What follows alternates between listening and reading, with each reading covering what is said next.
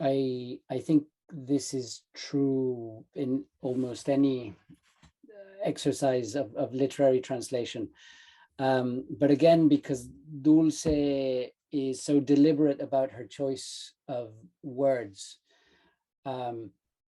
I think we could spend this whole session just talking about the first sentence of O Retorno and how that turned into the first sentence of The Return.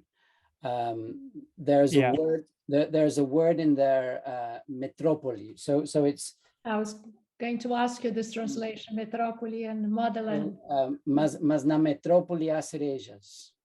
So the first thing to say is I was always taught never start a sentence with the word but, right? So of course that's done. So she's breaking all the rules. But then the word metropoli, which it seems so simple in that first sentence, but is essential for the rest of the book because it's repeated and it contextualizes, you know, the story of these people, because the idea of the metropoli, a place they go back to from the colonies. But in English, you know, a very literal translation, you know, sort of metropolis, metropolitan, it's more to do with sort of an urban center. So how do you translate that into English? I thought about homeland, and Gabriela in her introduction used the word of, you know, returnees coming back to the homeland. But at the back of my mind, you know, it sounded too much like sort of homeland security, sort of a militarized state.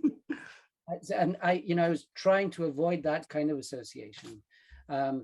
In Spanish, as in Portuguese, you know, there's a word patria, which is, you know, the kind of the homeland.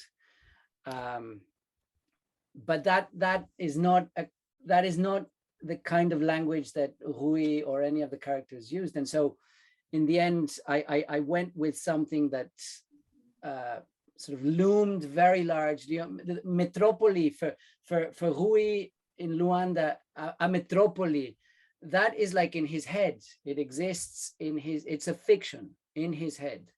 So I was trying to come up with something that would loom very large in a boy's imagination. And so I landed on the idea of the motherland.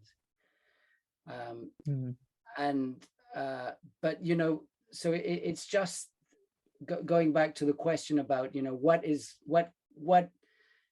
travels into different languages like Italian. So different words travel differently into different target languages.